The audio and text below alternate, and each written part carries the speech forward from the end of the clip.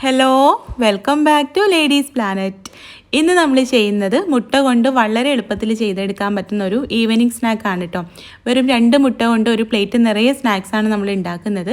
നമുക്ക് എങ്ങനെയാണ് ഇത് ഉണ്ടാക്കുന്നതെന്നുള്ളത് നോക്കാം. വീഡിയോയിലേക്ക് പോകുന്നതിൻ്റെ മുൻപായിട്ട് നമ്മുടെ ഗിവ് അവേ വിന്നറായിട്ടുള്ള ബെറ്റ്സി ഗിഫ്റ്റ് കിട്ടിയിട്ട് വീഡിയോ അയച്ചു തന്നിട്ടുണ്ട്.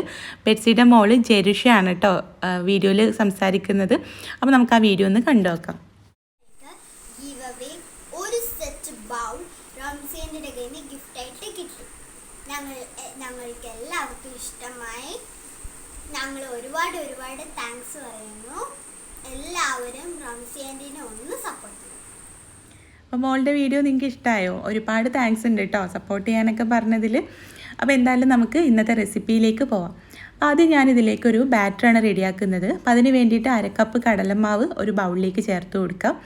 ഇതിലേക്ക് 3 ടേബിൾ സ്പൂൺ അരിപ്പൊടി ചേർക്കാം. നമ്മുടെ സ്നാക്കിന് നല്ലൊരു ക്രിസ്പിനെസ് കിട്ടാൻ വേണ്ടിയിട്ടാണ് അരിപ്പൊടി ചേർക്കുന്നത്. പിന്നെ ആവശ്യത്തിനുള്ള ഉപ്പ് ചേർക്കാം. ഒരു നുള്ളു ബേക്കിംഗ് സോഡ ചേർത്ത് കൊടുക്കാം. 1/2 ടീസ്പൂൺ കാശ്മീരി മുളക് പൊടി ചേർത്ത് കൊടുക്കാം.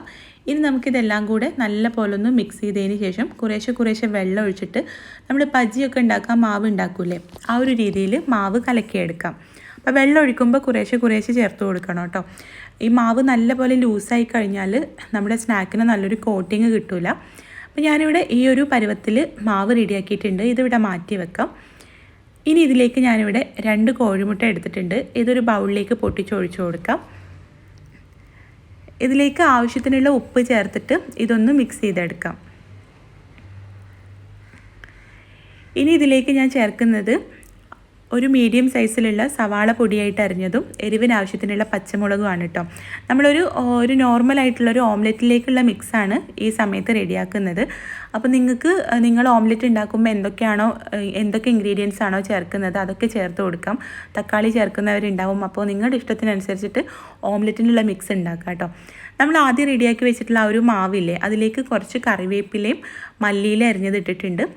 ഇനി നമ്മൾ ഈ ഒരു ഓംലെറ്റിൻ്റെ മിക്സ് ഉണ്ണിയപ്പച്ചട്ടിയിൽ വെച്ചിട്ടാണ് റെഡിയാക്കുന്നത്. അതിന് വേണ്ടിയിട്ട് ഉണ്ണിയപ്പച്ചട്ടിയിൽ കുഴികളിലൊക്കെ എണ്ണ ഒഴിച്ചു കൊടുത്തിട്ടുണ്ട്. നമ്മൾ സാധാരണ ഉണ്ണിയപ്പം ഉണ്ടാക്കുമ്പോൾ കുഴികളിലൊക്കെ ഒരുപാട് ഓയിൽ നിറക്കില്ല, അത്രയൊന്നും വേണ്ട കേട്ടോ. കുറേശ്ശെ ഓയിൽ ഒഴിച്ചു കൊടുത്താൽ മതി. എന്നിട്ട് അതിലേക്ക് ഓംലെറ്റിൻ്റെ മിക്സ് ഓരോ കുഴികളിലേക്ക് ഒഴിച്ചിട്ട് ചെറിയ തീയിൽ വെച്ചിട്ട് തിരിച്ചും മറിച്ചിട്ട് നമുക്കിത് വേവിച്ചെടുക്കാം. ഇതിൻ്റെ ഉൾഭാഗമൊക്കെ വെന്ത് കിട്ടണമെങ്കിൽ ചെറിയ തീയിൽ തന്നെ വെക്കണം കേട്ടോ, അല്ലെങ്കിൽ പെട്ടെന്ന് കരിഞ്ഞു പോവുകയും ചെയ്യും. ഇത് അങ്ങനെ ബോൾസ് പോലെ ആയതുകൊണ്ട് ഉൾഭാഗം വെന്ത് കിട്ടുകയില്ല. അപ്പം അങ്ങനെ എല്ലാം നമ്മൾ റെഡിയാക്കി എടുത്തതിന് ശേഷം നമ്മൾ ആദ്യം റെഡിയാക്കി വെച്ചിട്ടുള്ള മാവില്ലേ, അതിൽ ഓരോന്ന് ഡിപ്പ് ചെയ്തിട്ട് നല്ല ചൂടുള്ള എണ്ണയിൽ നമുക്കിത് ഫ്രൈ ചെയ്തെടുക്കാം. നല്ല ടേസ്റ്റി ആയിട്ടുള്ളൊരു സ്നാക്കാണ് കേട്ടോ. നിങ്ങൾ തീർച്ചയായിട്ടും ട്രൈ ചെയ്ത് നോക്കണം. ഇതുപോലെ ഇതിന് മുമ്പ് ട്രൈ ചെയ്തിട്ടില്ലെങ്കിൽ തീർച്ചയായിട്ടും നിങ്ങൾ ട്രൈ ചെയ്ത് നോക്കണം. ഇത് എണ്ണയിലേക്ക് ഇട്ട് കൊടുക്കുമ്പോൾ നല്ല ചൂട് വേണം. എന്നിട്ടൊരു മീഡിയം ഫ്ലെയിമിലേക്ക് മാറ്റിയിട്ട് ഫ്രൈ ചെയ്താൽ മതി. ഉൾഭാഗത്തുള്ള മുട്ടയൊക്കെ വേവിച്ചത് തന്നെയാണ്. അതിൻ്റെ ആ ഒരു കോട്ടിങ് മാത്രം വെന്ത് കിട്ടിയാൽ മതിയല്ലോ. അപ്പോൾ അതുകൊണ്ടൊരു മീഡിയം ഫ്ലെയിമിലിട്ടിട്ട് ഫ്രൈ ചെയ്താൽ മതി കേട്ടോ.